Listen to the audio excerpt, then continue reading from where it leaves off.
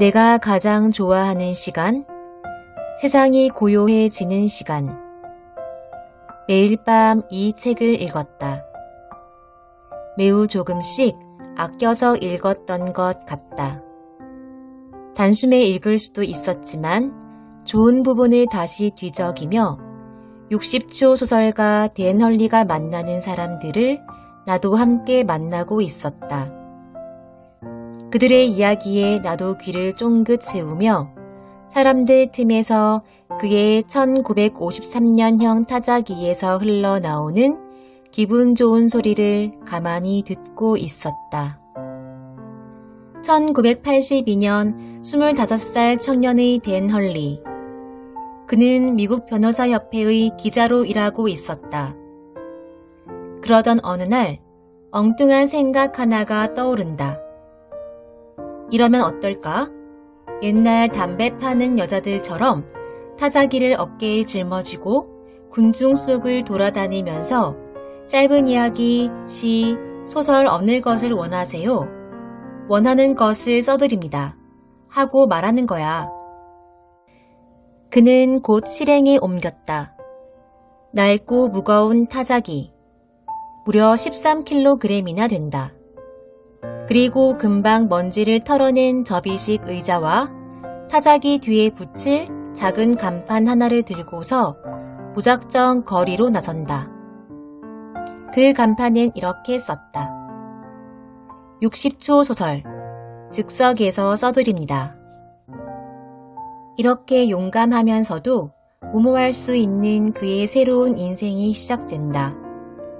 그는 처음에는 마치 알몸으로 거리에 나앉은 것 같다고 표현하고 있다. 교묘한 속임수군 굶주린 시인이야 등의 비웃음을 사기도 했지만 그 앞을 지나가던 한 남녀 커플의 첫 의뢰로 그의 인생은 완전히 바뀌게 된다. 그는 이렇게 말한다. 내가 소설을 써준 22,613명 모두는 그들이 간직한 이야기보다 훨씬 더 위대한 사람들이었다. 내가 지금까지 배운 가장 큰 교훈이 바로 그것이다. 그 사람이 대기업의 유능한 부사장이든 아니면 가정주부든 노숙자이든 나는 언제나 그들이 자신의 이야기를 넘어서 있다는 것을 알 수 있었다.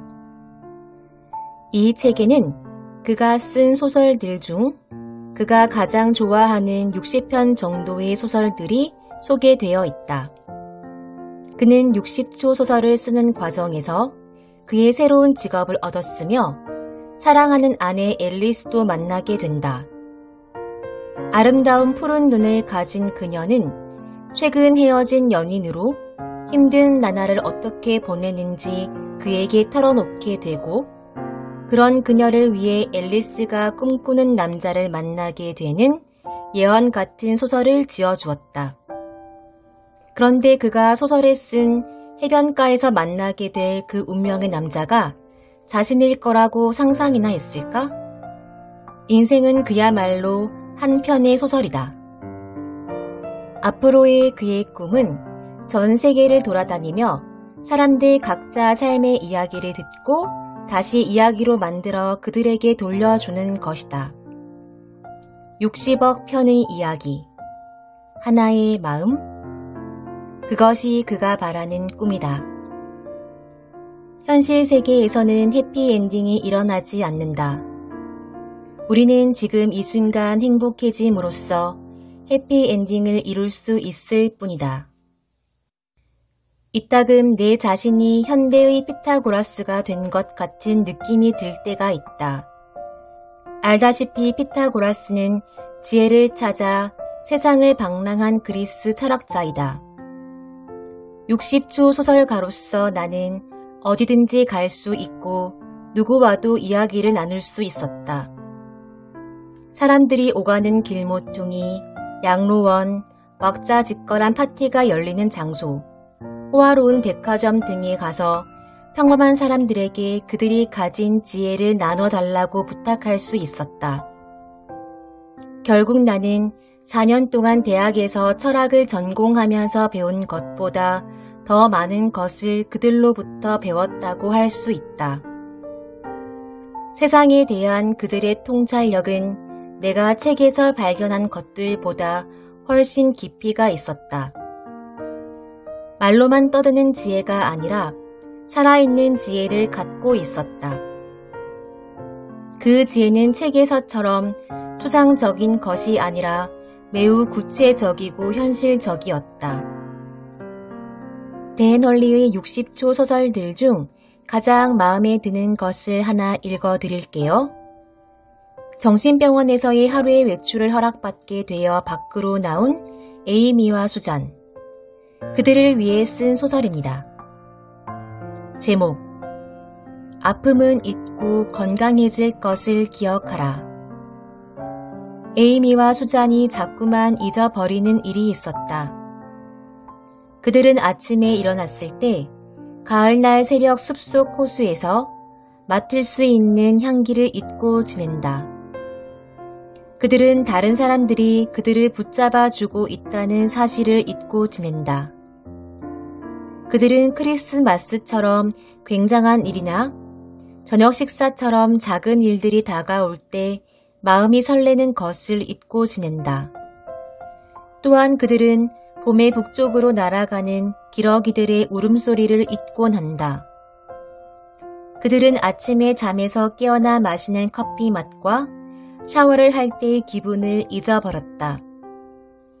샤워를 하면서 서서히 잠에서 깨어나는 기분, 비누를 온 몸에 묻히면 피부로 느껴지는 그 상쾌한 기분을. 그들은 사랑과 우정, 희망 같은 것들을 모두 잊어버렸다. 지나다니는 차 소리를 듣는 일과 거리에서 다른 사람들과 농담하는 것을 잊어버렸다. 그래서 그들은 기억을 되살리기 위해 의사를 찾아갔다. 그리고 이제 그들은 서서히 기억하기 시작한다. 하지만 아름다운 모든 것들을 기억하면서 그들은 더불어 고통과 마음의 상처, 힘들었던 일들을 기억하기 시작한다.